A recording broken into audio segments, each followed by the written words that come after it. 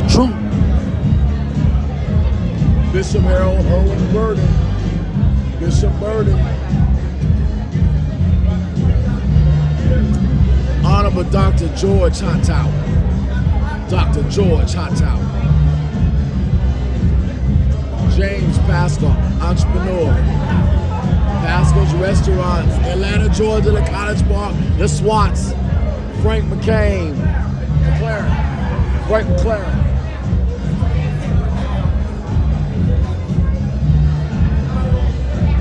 Roswell O'Sutton. Dr. Roswell O'Sutton. Joseph Bickers. Brother Bickers.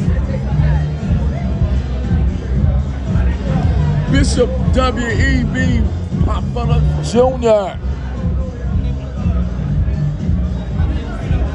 Reverend Samuel Williams. I want to be like Reverend Samuel Williams. Hosea. Arthur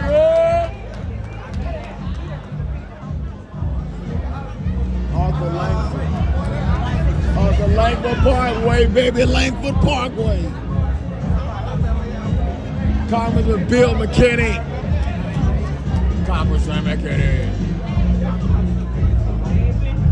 Ben Brown, Brother Honorable Ben Brown.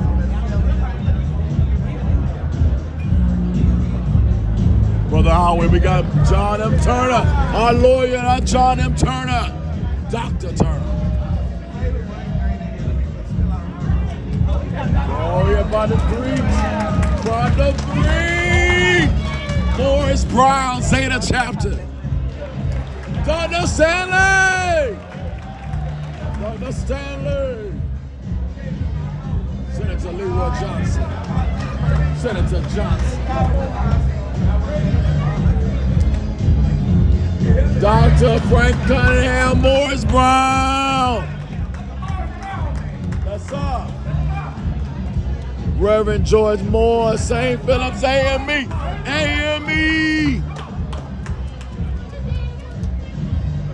Dr. Creighton Dudley, Tate Dudley, Reverend Dudley.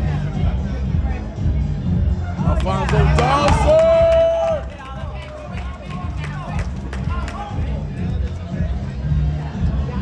Herman D. Russell Company, Hartsfield Jackson Airport. Skink Trouble, Carlin Lewis. Necessary Trouble.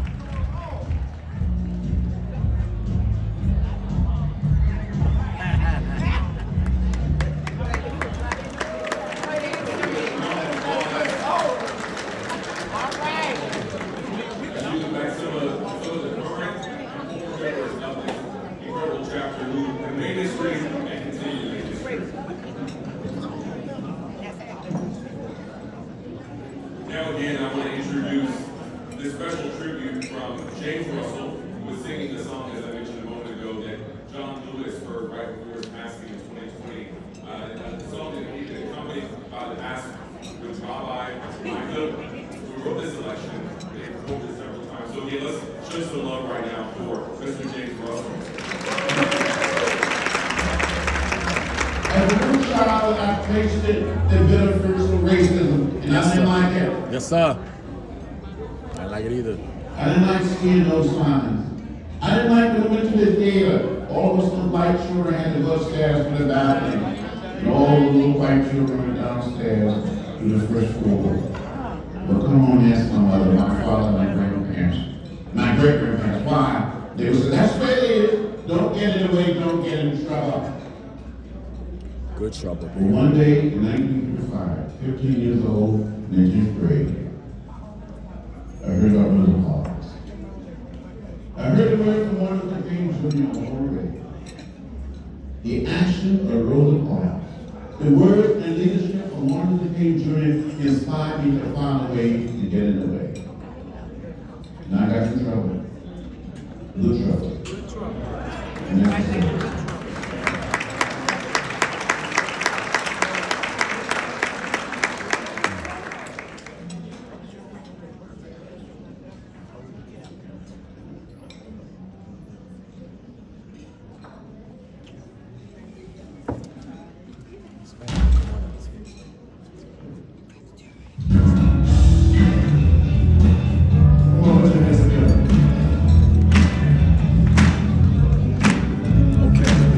me let them know that they're waiting for y'all to come back to get the cake. So let me raise my hands. They already went by.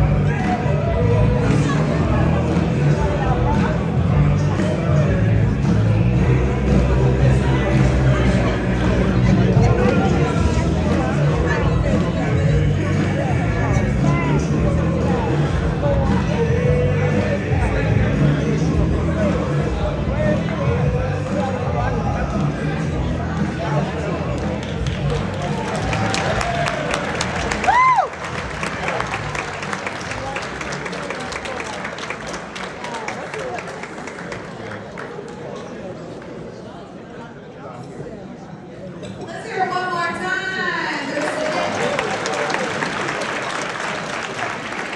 Good job.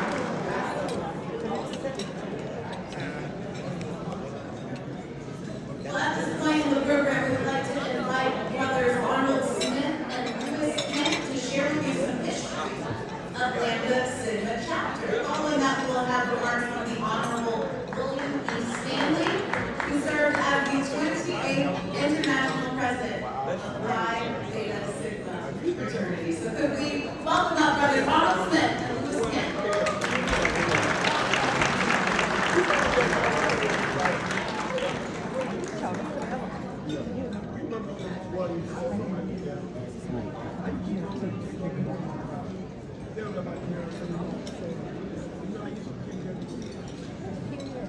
Yes, yes, ma'am. Yes, ma'am. We are Okay, behind you.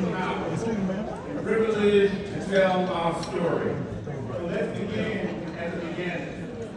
Founded by alumni members of the See glasses. in 1824, the Brothers of Lambda Sigma have always and long time good stewards of the high ideals of Phi Beta Sigma that set forth our honorable founder. Yes, sir. Lambda Sigma has produced 5 international presidents Right. and dozens of other officers on the international, regional, and state level. Our dedication to service is further exemplified by the fact that Lambda Sigma has produced no less than 10 members of the Distinguished Service Chapter, the fraternity's highest honor. That's right. Top 1%. As people from good to great, we can never underestimate the potential for greatness. And therefore today, that legacy continues to grow. Lambda Sigma continues to produce leaders on every level of the fraternity as well as in the community. We are active in the program supporting the fraternity's national parks. Additionally, Lambda Sigma has developed long-time partnerships with civic, religious, educational, and charitable organizations. Between the lines of pain and glory, when we tell our story, we expose the beauty and diversity of our history. Moreover, the men of Lambda Sigma are also committed to developing the leaders of tomorrow as demonstrated by our close interaction with the collegiate chapters that we advise on the campuses of Georgia Institute of Technology, Georgia State University, and the University of West Georgia. Ladies and gentlemen, as Vice President of Lambda Sigma, I am proud to share this platform with my good friend and good brother and our chapter secretary, Brother Arnold Smith. Brother Smith was inspired and motivated to get our story out there. This is our history. And if we do not control the pen, then we do not control the story. Ladies and gentlemen, Brother Smith.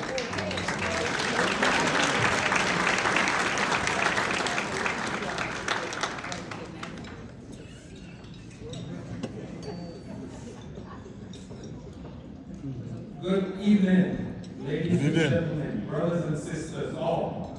Good evening. Good evening. As I listened to some of the presentations, I sat there and I said, they're stealing my thunder. That's all right.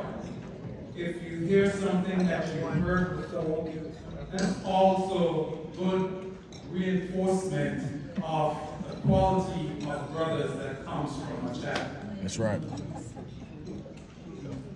As we are assembled to celebrate this auspicious occasion, my assignment is to give you a brief history of Lambda Sigma chapter within the life of Phi Beta Sigma fraternity. I will start by making this observation. There are a number of notable individuals here tonight, persons of renown, persons who have been successful in their journeys, persons who have accomplished much and have name recognition. But no matter what level of success or notoriety any of us have achieved, it didn't just happen. That's right. There was a process, and that process involved persons who encouraged you along the way, persons who supported, advised, pushed you even at some point, persons who prayed for you, listened to you as you vent. In other words, they had your back. As a result of these persons pouring into you, it helped to shape who you are and where you are today. Are y'all with me? Yeah. All right, just making sure. This process is true not only for individuals, but for groups, for families, for communities. And what I'm leading to, this process is also true for Lambda Sigma chapter. Having reached this significant milestone of 100 years of service to the community, Lambda Sigma chapter has a vast and prestigious history. Over time, there were many persons whose actions were instrumental in making Lambda Sigma chapter what it is today. I will highlight a small portion of the history of the chapter and some of the persons whose labor left a lasting legacy in the community and in the chapter. So how did it all get started? Well, if you looked in the program and you saw saw the summary of the history, you may have read Lambda Sigma Alumni Chapter of Phi Beta Sigma Fraternity was chartered in April of 1924 in Atlanta, Georgia. It was a byproduct of the collegiate Zeta chapter out of the historic Morris Brown College. The 5 charter members were all alumni from Morris Brown College. If you looked at the summary, you may also read that chartered in 1924, Lambda Sigma became the first alumni chapter of Phi Beta Sigma fraternity in the city of Atlanta and the oldest in the state of Georgia.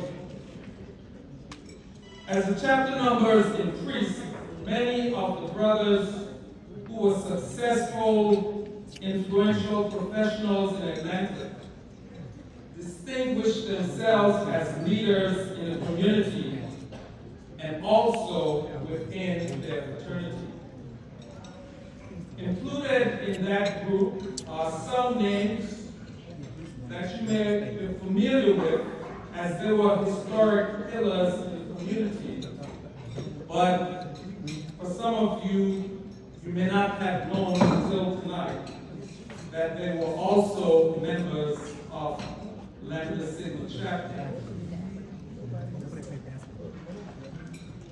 I will list some of these individuals in no specific order and just give you a brief summary of their accomplishments. First, we start with Nathaniel Ingram. He was a Morris Brown graduate, an Army veteran, Atlanta public school teacher. He taught English at several high schools. He was president of the Atlanta Association of Educators, member of the Georgia Association of Classroom Teachers, chairman of the Atlanta Job Corps Advisory Committee, and he sat on the board of directors of the Atlanta NAACP. He was partly responsible for securing fair labor agreements with Atlanta teachers. He was known for his protocols, exactness, fairness, and justice. His commitment to excellence in the public school system and service to others resulted in him being honored by Fulton County. The county made a proclamation of giving him his own day, Nathaniel Hawthorne Ingram Day in the county. The work that and the sacrifices he made was of such importance that they had to honor him. Moving right along, Richard A. Billings. He was a graduate of Morris Brown College. He was a leading physician and surgeon in Atlanta. And he was also the physician of the college and treasurer of his alma mater.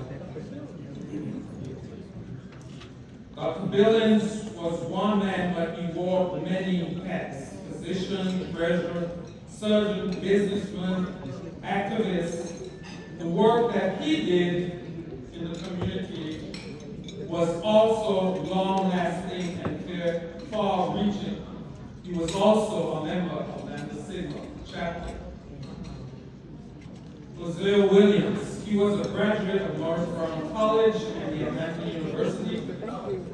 He was also a veteran and an activist, philanthropist, and he was responsible for an organization we know as the Brazil Kingdom Country, where they provided food, medical health, and clothing to many needy individuals in the society. Lastly, John R. Lewis. He was a civil rights icon, former city council member, leader of the Student Nonviolent Committee, and other programs in the civil rights era. His tireless service, his sacrifices benefited Atlanta, the state of Georgia, and the nation. And these gentlemen, their service was not about self-aggrandizement, but they saw a need and they stepped in and they did the work. They carried that same zeal, that same professionalism into their beloved Phi Beta Sigma and Lambda Sigma chapter. And over time, they served, as you heard earlier, in various positions. Lambda Sigma chapter had and still has a great legacy on which to build. And the chapter continues that work today. The brothers today carry out work with organizations and groups such as the American Red Cross, Relief for Life, March of Dimes, and so forth. But the important thing about the history of anything is it connects to the present, and the present connects to the future. So as we march on, we are grateful for those brothers whose shoulders we stand on, but we look forward to what we can do in the future. Yes, sir. Ladies and gentlemen, I thank you very much.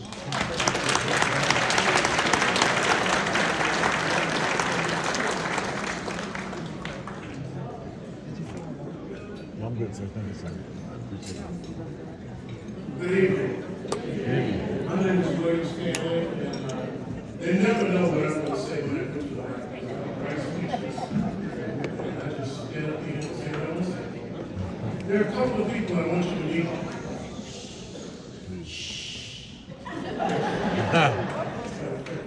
There are a couple of people I'd like for you to meet. We introduced one past second vice president, Friday, said we didn't introduce the second one. Still, Michael?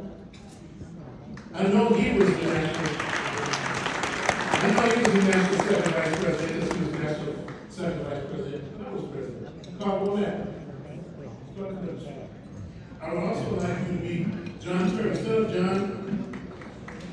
We're going to walk over the civil service chapter, but it's hard to name the civil service chapter. Yes, it is. Three members in our chapter. Sir. John Turner was the past international legal counsel, and Brother Charles Moore was not only a member of the Distinguished Service Chapter, he's also international treasurer emeritus. Brother Charles Moore. There are only three members of Phi Beta Sigma fraternity in its history who have been deemed as emeriti members. That's right. Charles Moore is one, our son is one, Yep. and Brother Demetrius Newton out of Alabama. That's correct. So, I'd also like you to meet my son Garrett. Son Garrett, his name is William Stanley. He is a member of Denver City. And also want you to meet my son Billy.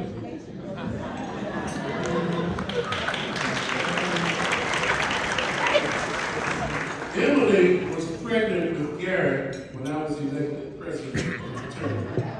He was born when I was in office. Do you think he had a choice? There have been a lot of presidents,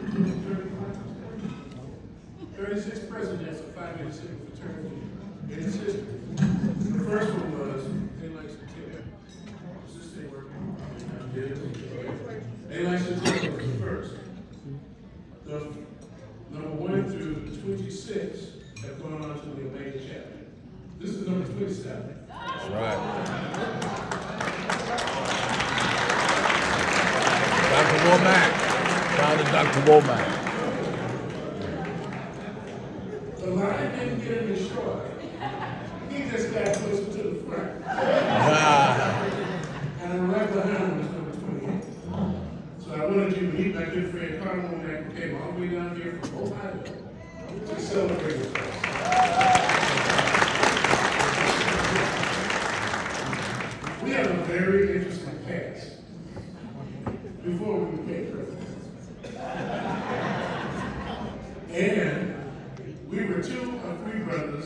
that chaired our centennial celebration in Washington, D.C. I'm going to give probably 1 second to say hello to the president. He does that to me all the time. But first, giving honor to God for this opportunity to be here. I just want to wish the brothers and all the guests the best in your families, in your life. Register to vote, and let's turn out in November. Come on.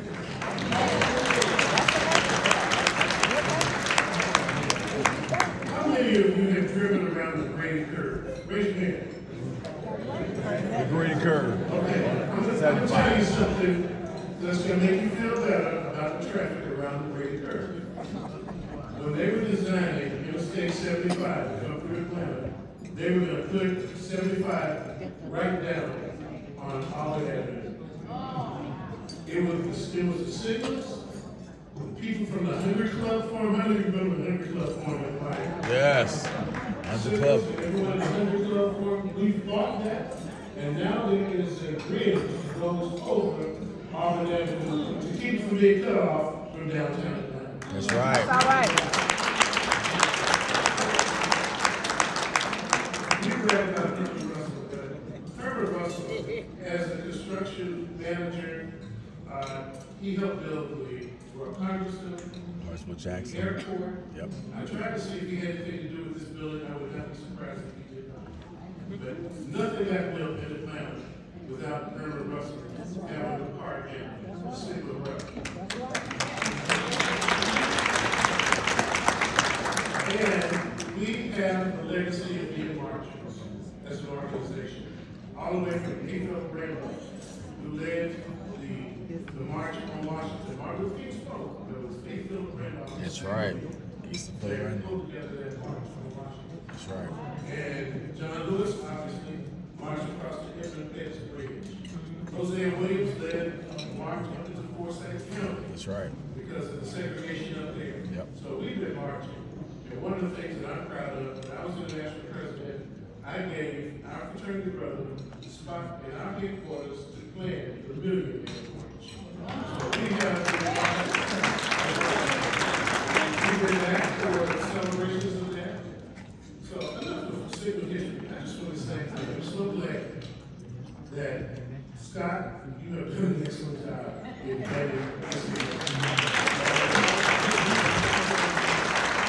As you know, I call him my BFF because I checked on him about what was undergoing his health issues, but he was checking on me when I was going through mine. So he has pulled this thing together with the help of the brothers and Lambda Sigma. And thank you all for coming. And I'm going to say one more thing, I'll take my seat. We started this week off with prayer. At Brother Roosevelt Pikes Church. Brother Roosevelt Pikes, I saw you earlier. Stand up. Praise.